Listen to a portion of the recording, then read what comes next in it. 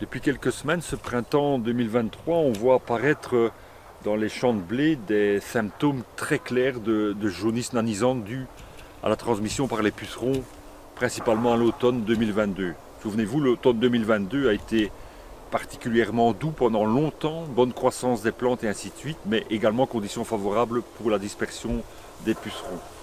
Grosso modo, jusqu'à la mi-novembre, on a eu des dispersions de pucerons tout à fait possibles. Alors bon, on se retrouve dans des situations où les symptômes sont très nets et continuent à évoluer, simplement parce qu'il y a un temps d'incubation de la maladie qui est quand même de plusieurs mois. Alors l'influence va être considérable malheureusement, puisque vous pouvez voir ici, donc entre une plante qui présente les symptômes de jaunisse, donc le rougissement, jaunissement orangé aussi, par rapport à une plante qui est saine. C'est pas seulement la taille de la plante qui va être impactée, c'est également la taille de l'épi, la fertilité d'épi et surtout le remplissage des grains. Le poids de 1000 grains va s'en ressentir également. Donc on avait connu une pareille situation, d'une gravité pareille en 2016 également, et souvenez-vous, ça avait été considérable. Alors la question qu'on se pose maintenant, est-ce que les pucerons qui ont provoqué ça peuvent avoir une influence sur la population de pucerons qui va attaquer peut-être les épis qui sont occupés à sortir? Il n'y a pas de lien direct à la base, puisqu'on n'a pas nécessairement affaire à la même espèce de puceron. Seulement, clairement, on est sur une saison puceron, que ce soit en betterave, que ce soit en pois, que ce soit en céréales ou dans d'autres cultures, clairement, la pression puceron est considérable ce printemps-ci. Et donc, on doit être très attentif. Maintenant, dans ce cas-ci, il y avait beaucoup de pucerons dans le bas du feuillage, déjà il y a 1 mois et demi, 2 mois d'ici. Et on retrouve actuellement beaucoup de cadavres de ces pucerons-là maintenant.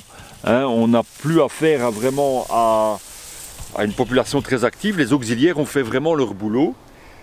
Seulement, il en reste toujours et on voit apparaître quand même certains pucerons sous la dernière feuille qui sont proches de l'épi. Alors, important de ne pas faire n'importe quoi au niveau des traitements à ce sujet-là, parce que venir intervenir parce que soi-disant on passe avec un fongicide alors que les épis ne sont pas sortis, pour les pucerons qui restent dans le feuillage, c'est très illusoire. Vous n'allez pas savoir les détruire non plus. Donc, quelque part, même si on doit passer avec une intervention spécifique anti-puceron dans X temps sur l'épi, il faudra le faire de manière à être efficace. Et surtout, à ce moment-là, ce qui est important, c'est d'utiliser des produits spécifiques qui soient respectueux des auxiliaires. Et dans ce cadre-là, il n'y en a pas une flopée. Evure, par exemple, est un produit excessivement bien adapté, puisque à la fois, bon, il va être très efficace au niveau des pucerons, mais il est également safe par rapport aux auxiliaires que sont les coccinelles, les cirfes, et ainsi de suite, ce qui est fort important, parce que quand vous appliquez le produit, vous avez une efficacité directe, mais comme vous ne tuez pas les auxiliaires, ils vont prendre le relais et ils vont empêcher les réinfestations plus tardives. Parce qu'un produit classique, je dirais, qui a tendance à être un peu un tutou, va ramener la population peut-être à un niveau bas, mais les peu de pucerons qui restent n'auront pas d'auxiliaires de prédateurs naturels, et la population va remonter directement très rapidement. Donc, importance, l'évure à 0,2 litres hectare va être vraiment dans l'air du temps, parce que c'est vraiment respectueux de la biodiversité et à la fois efficace d'un point de vue agronomique.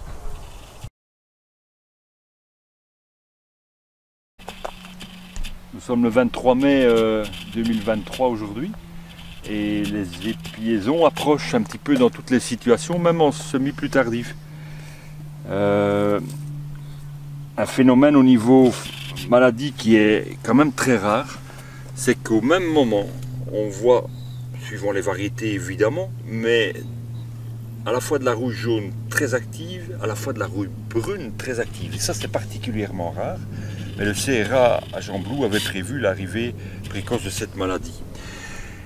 Et point commun de toutes les variétés, peu importe laquelle, c'est la présence de septoriose de façon massive, qui a monté quand même jusqu'au grosso modo la F2 quasiment, Ça c'est dû principalement aux conditions pluvieuses que nous avons eues pendant fin mars, tout le mois d'avril, voire début mai. Donc important d'avoir une protection complète, de respecter les intervalles entre les traitements, autrement la maladie prend le dessus, et d'utiliser des produits à l'épiaison qui auront une bonne persistance au niveau des rouilles, parce que tout va se jouer à ce niveau-là. Cette année-ci va être vraiment très spectaculaire de ce point de vue-là.